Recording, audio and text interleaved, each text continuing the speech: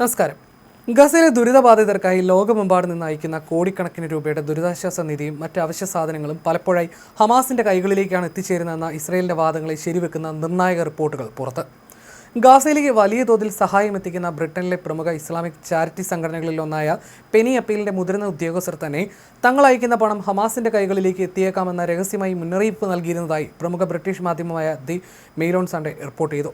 പ്രതിവർഷം 25 ബില്യൺ പൗണ്ടിലധികം വാർഷിക വരുമാനമുള്ളതും ലോകമെമ്പാടുമുള്ള 40-ലധികം രാജ്യങ്ങളിൽ പ്രവർത്തിക്കുന്നതുമായ ഈ വൻകിട ചാരിറ്റി പ്രസ്ഥാനം ഇപ്പോൾ ബ്രിട്ടനിലെ ചാരിറ്റി കമ്മീഷന്റെ കടുത്ത അന്വേഷണം നേരിടുകയാണ്.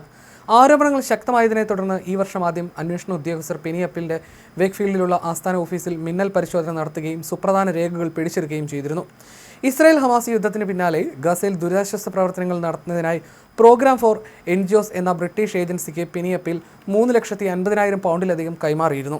ഈ തുക ഉപയോഗിച്ച് ഈജിപ്ത് അതിർത്തിയിലെ റഫ വഴി ഭക്ഷണവും മറ്റ് അവശ്യ സാധനങ്ങളും അടങ്ങിയ 25 ട്രക്കുകൾ ഗസയിലേക്ക് അയച്ചുവെന്നാണ് ഔദ്യോഗിക വിവരം. എന്നാൽ ഗസയിലേക്ക് അയച്ച പണവും സാമഗ്രികളും എവിടെ എങ്ങനെയാണ് വിതരണം ചെയ്തത് എന്നതിനെക്കുറിച്ചുള്ള കൃത്യമായ വിവരങ്ങളോ ഗുണഭോക്താക്കളുടെ കൃത്യമായ പട്ടികയോ സമർപ്പിക്കാൻ വിതരണ ഏജൻസി തയ്യാറായില്ല. വിവരങ്ങൾക്കായി ആവർത്തിച്ച് ആവശ്യപ്പെട്ടിട്ടും വിതരണ ഏജൻസി ഇത് പൂർണ്ണമായി അവഗണിച്ചതോടെയാണ് ചാരിറ്റിയിലെ ഉദ്യോഗസ്ഥർക്ക് സംശയം തോന്നിയത്. തുടർന്ന് 2024 ഏപ്രിൽ 4 നടന്ന സംഘടനയുടെ അടിയന്തര യോഗത്തിന്റെ ചോർന്നു കിട്ടിയ മിനിറ്റ്സിലാണ് ഞെട്ടിക്കുന്ന വിവരങ്ങളുള്ളത്. സഹായ വിതരണത്തിൽ പങ്കാളികളായ ഗാസയിലെ പ്രാദേശിക ഗ്രൂപ്പുകൾ അവിടെയുള്ള തീവ്രവാദ പ്രവർത്തനങ്ങളുടെ മറയാകാൻ വലിയ സാധ്യതയുണ്ടെന്നും ബ്രിട്ടനിലെ ജനങ്ങൾ നൽകിയ സഹായം നേരിട്ട് ഹമാസിന്റെ കൈകളിലേക്ക് എത്തിപ്പെട്ടിരിക്കാമെന്നും ഉദ്യോഗസ്ഥർ ഈ യോഗത്തിൽ കടുത്ത ആശങ്ക പങ്കുവച്ചിരുന്നു. ആവശ്യമായ മുൻകരുതൽ പരിശോധനകൾ നടത്താതെയാണ് ഈ ഫണ്ട് കൈമാറിയതെന്നും ചൂണ്ടിക്കാട്ടി സംഘടനയിലെ ചില ജീവനക്കാർ തന്നെ പിന്നീട് ചാരിറ്റി കമ്മീഷനെ നേരിട്ട് വിവരം അറിയിക്കുകയായിരുന്നു.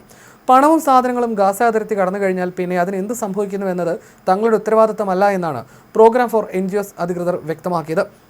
ദി മെയിൽ ഓൺ സൺഡേ പരിശോധിച്ച സുപ്രധാന രേഖകളിൽ ബ്രിട്ടനിലെ ജനങ്ങളിൽ നിന്നും സംഭാവനയായി ലഭിച്ച തുകയിൽ വലിയൊരു പങ്ക് വടക്കൻ ഗാസയ്ക്കുള്ളിൽ തികച്ചും ദുരൂഹമായ സാഹചര്യത്തിൽ ചെലവഴിച്ചതായി കണ്ടെത്തിയിട്ടുണ്ട്.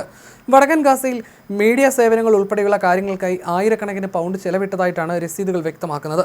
ഗാസയിലുടനീളം ഹമാസ് ഭരണ സംവിധാനവും അതിലെ അംഗങ്ങളും വ്യാപിച്ചു കിടക്കുന്നതിനാൽ ഈ മീഡിയ സേവനങ്ങളുടെ മറവിൽ ബ്രിട്ടനിൽ നിന്നുള്ള സംഭാവനകൾ നേരിട്ട് ഹമാസുമായി ബന്ധമുള്ള സംഘടനകളുടെ കൈകളിലേക്ക് തന്നെയാണ് എത്തിപ്പെട്ടിട്ടുള്ളത് എന്ന ആശങ്കയ്ക്ക് ഇത് അടിവരയിടുന്നു. സംഘടനയുടെ സ്ഥാപകനും ബ്രിട്ടീഷ് ഏഷ്യൻ കോടീശ്വരനുമായ അദീം യൂനിസ് 2019 തന്നെ ട്രസ്റ്റിമാരുടെ തലപ്പത്ത് നിന്ന് ഒഴിഞ്ഞിരുന്നു. ഒരു ഇസ്ലാമിക് ബ്രോഡ്കാസ്റ്ററുമായി ഈ ചാരിറ്റി ഒപ്പിട്ട കരാർ വഴി അദ്ദേഹത്തിന് വ്യക്തിപരമായ സാമ്പത്തിക താല്പര്യങ്ങൾ ഉണ്ടായിരുന്നതായി ചാരിറ്റി കമ്മീഷൻ മുൻപ് കണ്ടെത്തിയിരുന്നു. അതേസമയം പെനി അപ്പീലിന്റെ പണം ഗാസയ്ക്കുള്ളിലെ ഭീകര സംഘടനകളുടെ കൈകളിൽ എത്തിപ്പെട്ടിരിക്കാമെന്ന ആരോപണങ്ങൾ പ്രോഗ്രാം ഫോർ എൻജിഒസ് ഡയറക്ടറായ അഹമ്മദ് ഇബ്രാഹിം പൂർണ്ണമായി തള്ളുകയാണ്.